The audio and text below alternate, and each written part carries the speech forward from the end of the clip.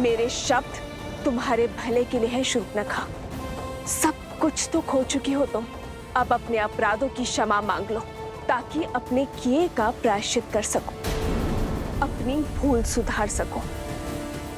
चली जाओ यहां से, क्योंकि रघुनंदन के हाथ मर्यादा की डोर से बंधे हैं और वो इस डोर को भंग नहीं करना चाहते। रघुकुल का बाण किसी स्त्री के लिए नहीं उठेगा। तुम भले ही असुर हो, परंतु हो तो स्त्री ही, और नारी का सम्मान करना रघुवंशी भली भांति जानते हैं। इसीलिए श्री राम ने तुम्हारे पग रोकने के लिए बाण चलाया था, तुम्हें मारने के लिए नहीं, किंतु स्मरण रहे।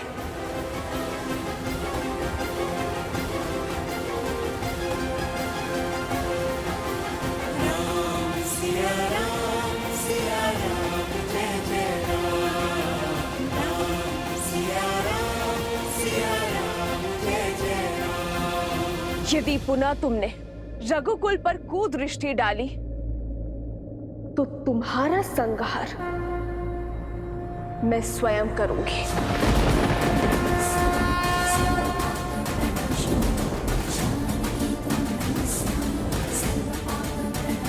असंभव! मेरे भाइयों ने, मेरे संपूर्ण कुल ने अपनी अंतिम श्वास तक प्रतिकार लिया है, और तुम चाहती हो कि मैं अपना साहस छोड़ दूं, अपने मार्ग से भटक जाऊं, उनकी मृत्यु को व्यर्थ जाने दूं? कदापि नहीं। अपने किए का मूल्य तो तुम्हें चुकाना ही होगा सीता। मेरा प्रण है कि मैं तुम्हारी पीड़ा का अंत कभी नहीं होने दूंगी, कभी नहीं।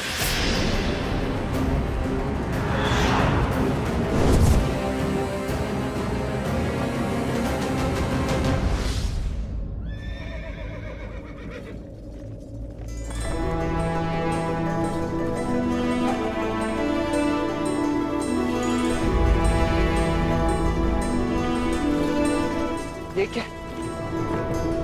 पिताश्री का रथ यहाँ? हनुमान जी भी तो हथियार लेकर आए थे ना माता को।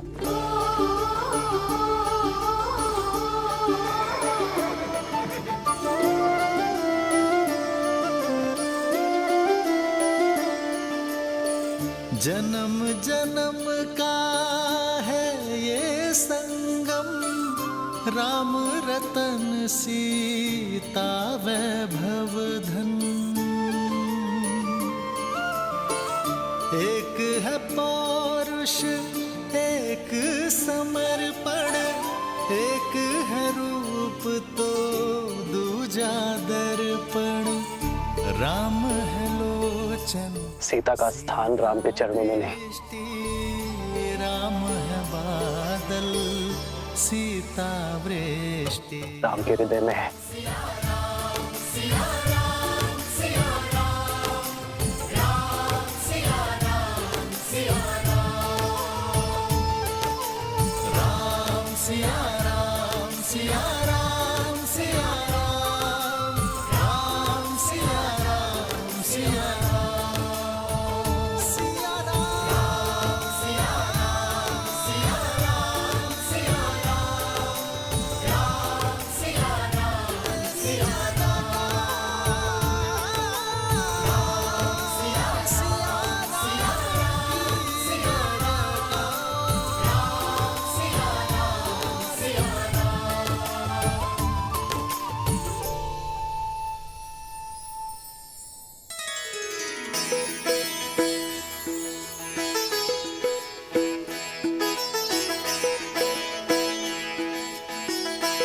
प्रभु, आपका ये अलौकिक मिलन अयोध्या पे छाए दुख के हर बादल को हटा देगा, नगर भर के मन में खुशियों का संचार कर देगा। प्रभु,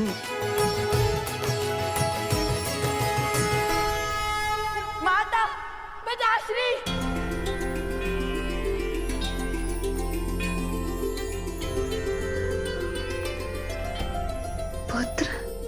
पुत्र।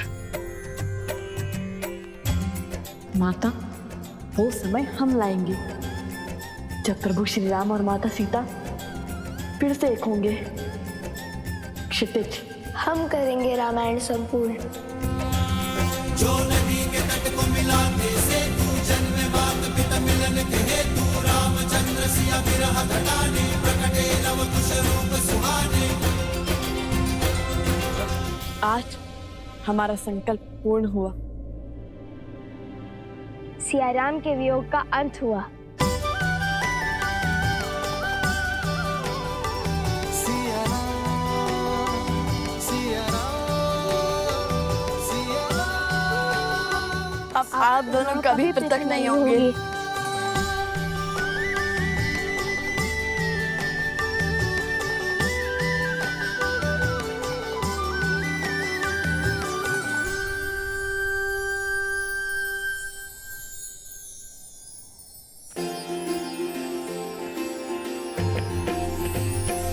हो मंगल भवन मंगल हारी द्रवहु सुदशरथ अजर बिहारी। सीताराम चरित अति पावन मधुर सरस अरुअति मन भावन।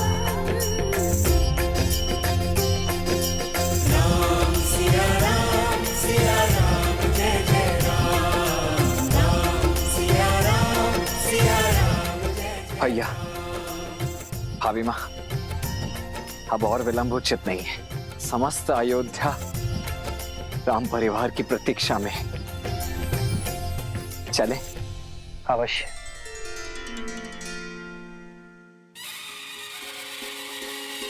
नहीं और भाई सूरज जागा पाए अमृत ये मन प्यासा पतझड़ बीता मधुरत आई बंदे जैसे सुध पाई। सज रहो अयोध्या सारी, क्योंकि हमारे महाराज और महारानी जो पधार रहे हैं। राम जी सिया पधारे सरयू के किनारे द्वार सजाओ संग साथिया सौभाग्य। जय सिया राम, जय सिया राम, स्वागत में जय सिया राम, जय सिया राम, जय सिया राम।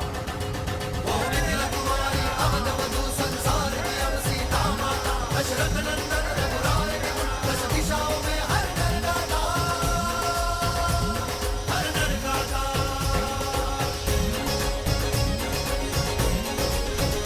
सिया राम, सिया राम, सिया राम, सिया राम।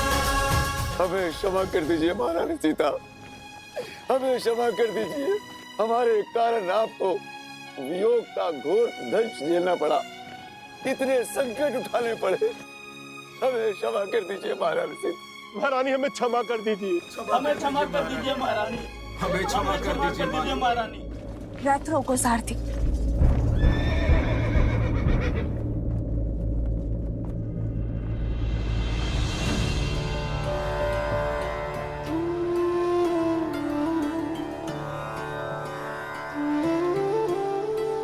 अरे ये क्या कर रहे हैं आप? इसकी कोई आवश्यकता नहीं है। उठिए। आवश्यकता है देवी सीता, आवश्यकता है। मैंने जो अपराध किया है वो तो दंड के योग्य है, फिर भी साहस जुटाकर मैं आपके चरणों में स्थान पाने चला आया। मुझे क्षमा कर दीजिए, मुझे क्षमा कर दीजिए देवी सीता, मुझे क्षमा कर दीजिए।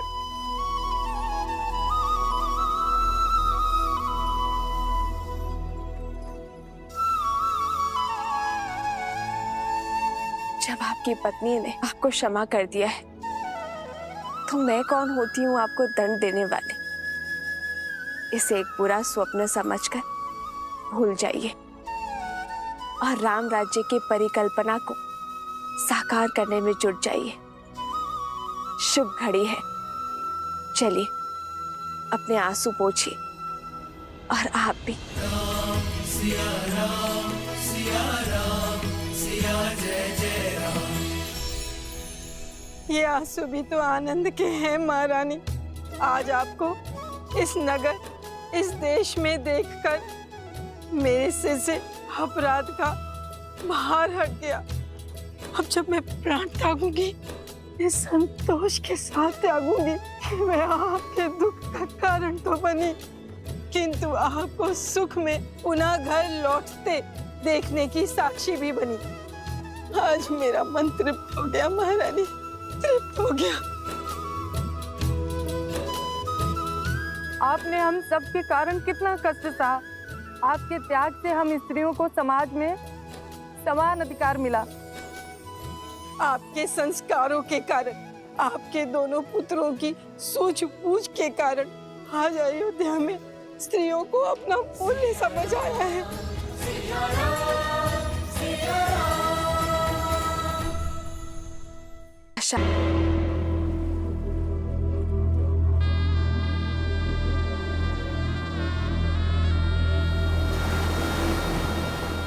मेरा संपूर्ण कुल इस युद्ध की अग्नि में जलकर भस्म हो गया।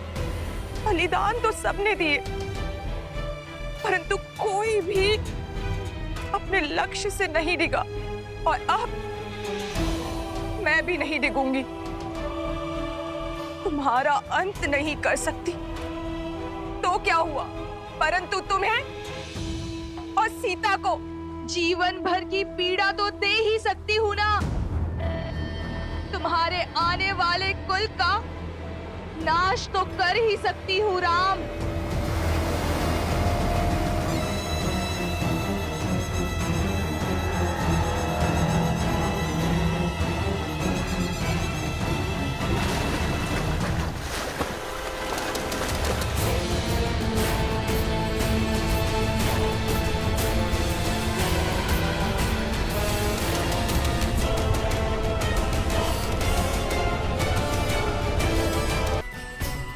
आज वो शुभ दिन आ गया।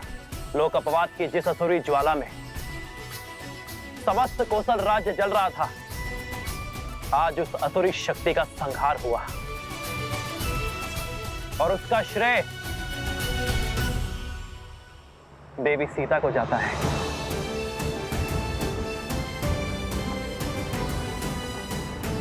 सीता ने न केवल एक महारानी के रूप में अयोध्या पर प्रहार करने वाली असुरी शक्तियों का संहार किया, बल्कि एक नारी होने के नाते नारी को उसके सम्मान का उपहार दिया। राक्षस के समक्ष तलवार उठाने वाली सीता ने अयोध्या की प्रजा के लिए त्याग किया। यदि सीता चाहती तो वनवास के लिए बड़ी सरलता से मना कर सकती थी, किंतु सीता ने दुर्गम मार्ग चुना। रघुकुल की मर्यादा और कौशल राज्य की नारी को उसका सम्मान दिलाने का कार्य जो सीता ने किया है, उसके लिए रघुकुल और अयोध्या सदा सदा के लिए सीता की ऋणी रहेगी। जय सिया राम।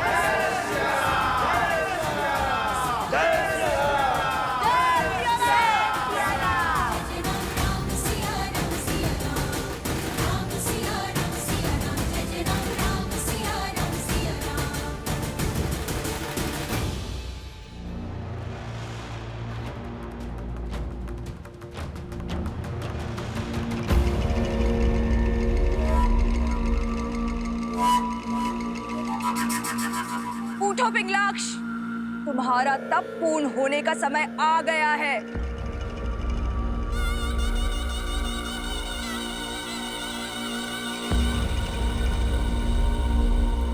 कब तक यही मानव और देवताओं के पैरों तले छुपकर बैठे रहोगे? अपना तप तोड़ो पिंगलाक्ष, अग्निदेव का दिया हुआ वरदान का प्रयोग करो, अपने कुल की लाज बचाओ। मेरे तप की समय अवधि आप कैसे तय कर सकती हैं? मेरा तप तब तक समाप्त नहीं होगा जब तक तुम्हें अपनी दादी और पिता के वध का प्रतिशोध लेने का अवसर नहीं मिल जाता। हाँ, यही मेरे जीवन का एकमात्र उद्देश्य है। तो उठो, मैं तुम्हें उसी उद्देश्य की ओर अग्रसर करने आई हूँ। तुम्हारी दादी ताड़का और तुम्हारे पिता सुबाहु को मारने वाले उस राम से प्रतिशोध दिलवाने आई हूं।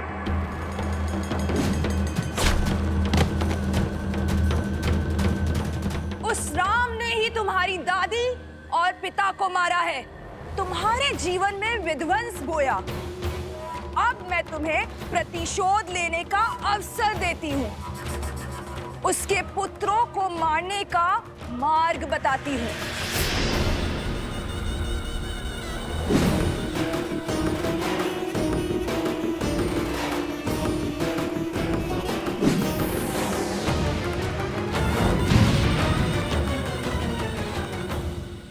पुत्र राम अयोध्या की इस पीढ़ी और इसके बाद की पीढ़ी दोनों की एक ही मंशा है, सिया राम के पुनर्मिलन का महोत्सव। इनकी ये इच्छा पूर्ण करोगे ना? हाँ हाँ, महोत्सव तो होना ही चाहिए। अवश्य होना चाहिए। अवश्य होना चाहिए। अवश्य होना चाहिए।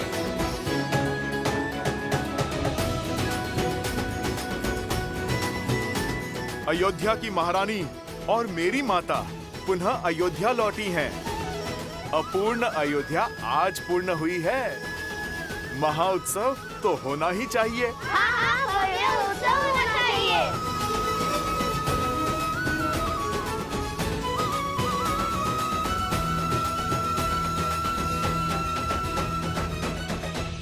उत्सव होगा पुत्रों, अवश्य होगा।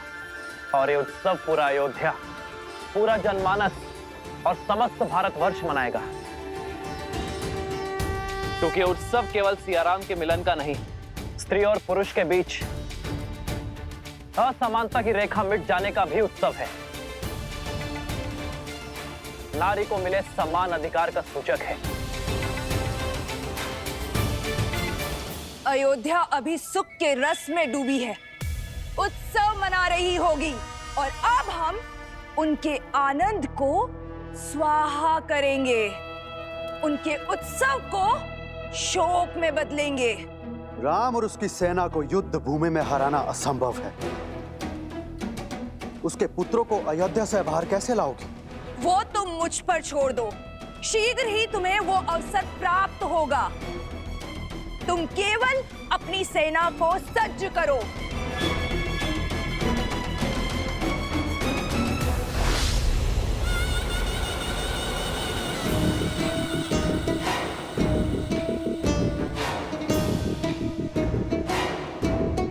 जो अपने कुल का नाश होने का कारण बनी हो, उस पर विश्वास करना सरल नहीं।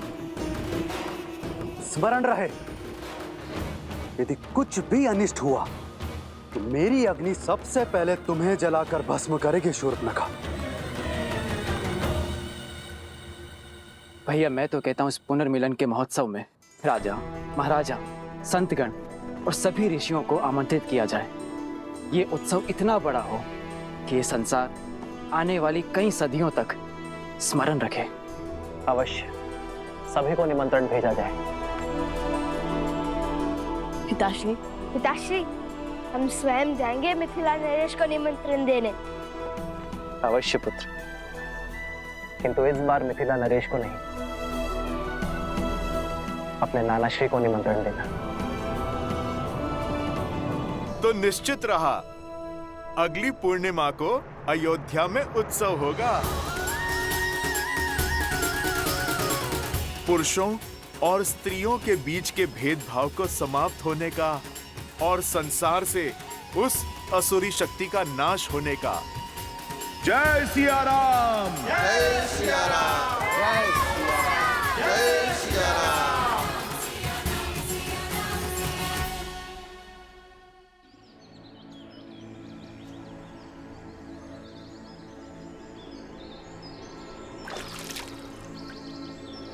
पिताश्री, शीघ्र कीजिए ना, चलना है।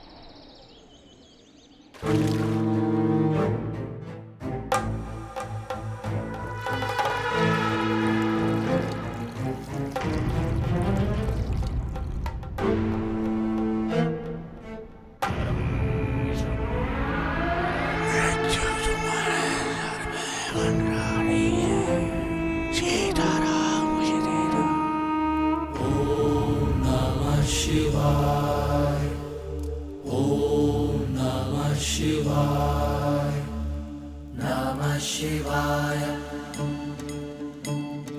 नमः शिवाय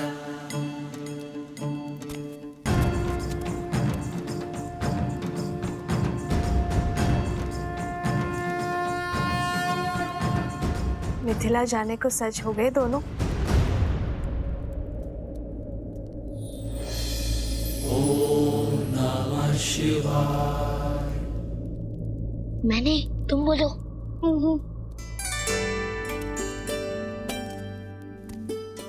क्या हुआ? और तुम सब यहाँ क्या कर रहे हो? माता, वो हम सभी का मत था कि जाने से पूर्व आपके हाथों से बना स्वादिष्ट भोजन मिल जाता तो आप यहाँ हैं तो ये भी चाहे तो वर्षों से प्रतीक्षा कर रहे हैं आपके हाथों के भोजन खाने को। यहाँ आओ। गुरुवर वशिष्ठ का आदेश है कि शुक्ल पक्ष के शुभ दिन पर ही मैं और तुम्हारे पिताश्री अयोध्या के सिंहासन पर विराजमान हो। तब तक मैं वहां नहीं जा सकती, यहीं रहूंगी। दृष्टि का आनंद लेने के स्थान पर आप पुनः वनवासिनी बन गई।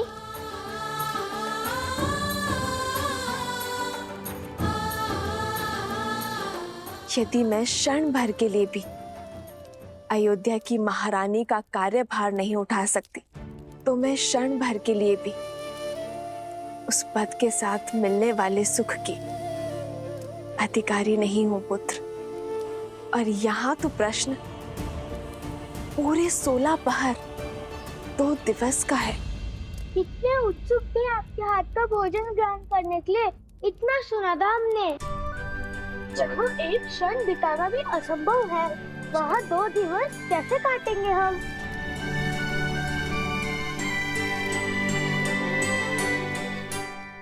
मैं बताता हूँ।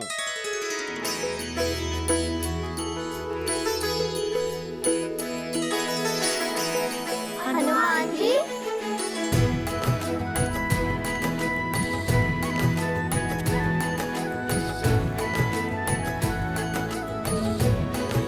इस दुविधा को सुलझाने का मार्ग है मेरे पास। ऐसा अद्भुत मार्ग जिससे तुम्हारा समय भी कटेगा और माता के हाथों बने भोज का आनंद भी 2 गुना हो जाएगा।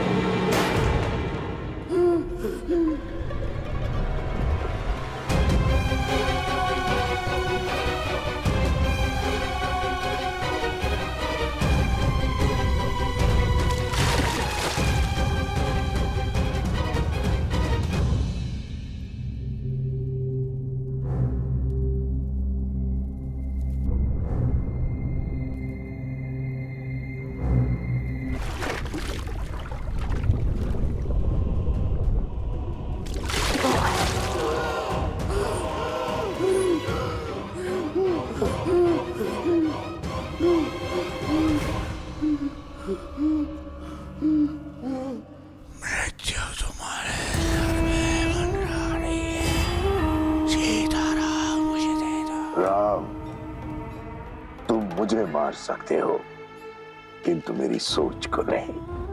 मेरे रक्त की एक एक बूंद में द्वेष, लोक अपवाद और पाप शक्ति समाहित है। और जब तक मेरे रक्त की एक बूंद में इस व्यक्ति की धमनियों में समाहित है, तब तक मैं पराजित नहीं होऊंगा।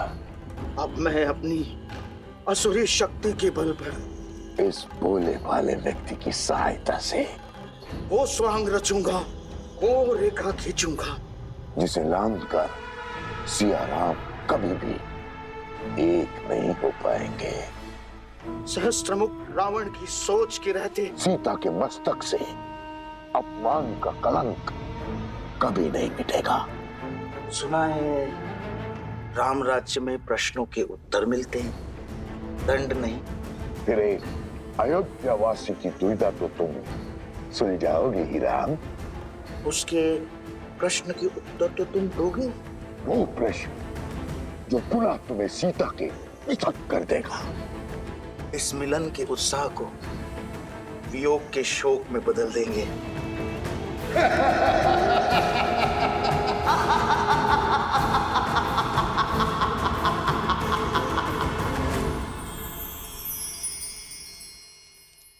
ये देखो बालकों, एक नहीं दो उपाय हैं।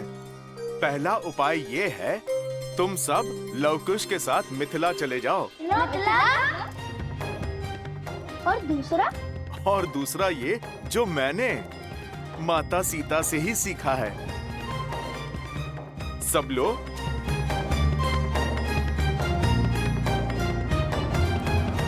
लो, सब लो। ये क्या हनुमान जी, इसमें बड़ी माता श्री के हाथों का साथ थोड़ी मिलेगा। अरे इसे खाना नहीं, इस पे अपनी इच्छा के व्यंजन लिखने हैं।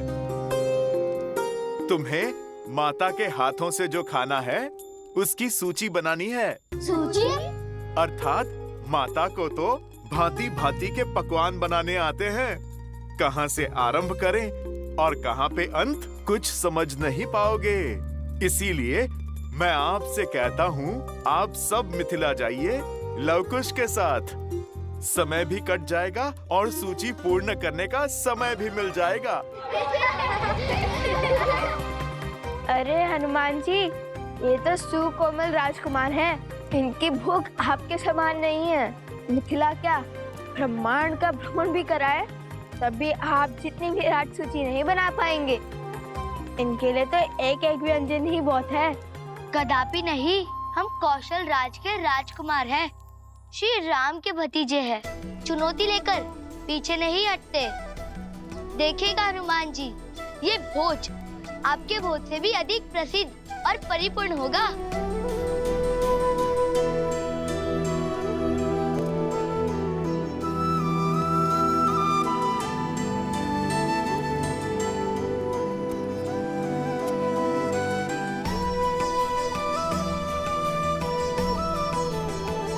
आयुष्मान भव। अपने नाना श्री को मेरा नमन कहना। अवश्य माता, हम मिथिला नरेश को। कुश, हर बार नाना श्री को मिथिला नरेश क्यों कहते हो? नाना श्री कहो।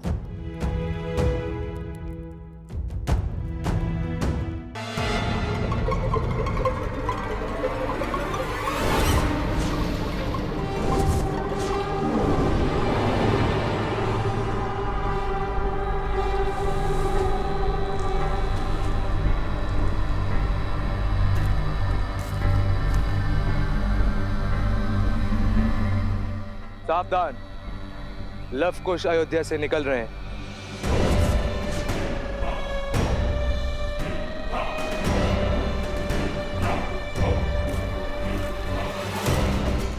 कहा था ना मैंने कि प्रतिशोध प्रतीक्षा में है, अवसर शीघ्र ही मिलेगा।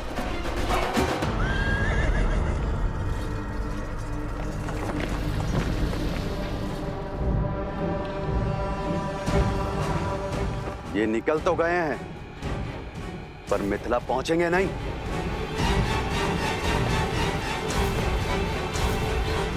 आगे बढ़ो।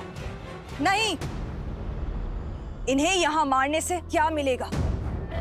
संसार समझेगा कि कुछ असुरों ने अपना प्रतिशोध लेने के लिए इन्हें यहाँ मार डाला।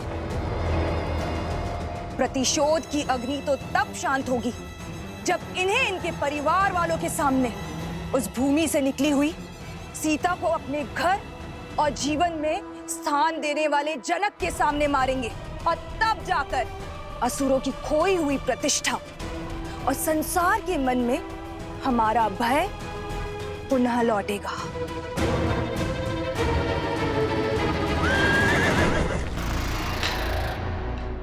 जाओ पुत्र, भोजन आरंभ करो, मैं अभी आई। देखिए ना कितने दुर्लभ पुष्प लेकर आई हूँ। आधे माह तक सुगंध देते हैं ये और मुरझाते भी नहीं है।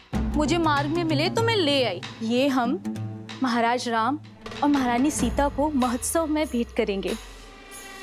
हमारी ये तुच्छ भेंट उनके चरणों की शोभा बढ़ाएगी। क्यों?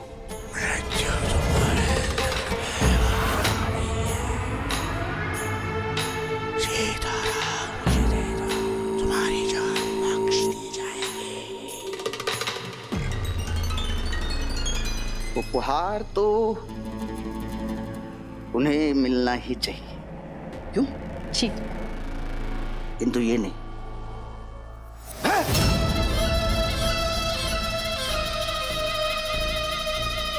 क्या कर रहे हैं आप? क्या हो क्या गया है आपको? जिस राम और सीता की तुम बात कर रही हो ना, उन्हें ये पवित्र और सुगंधित पुष्प नहीं, कांटों का हार मिलना चाहिए।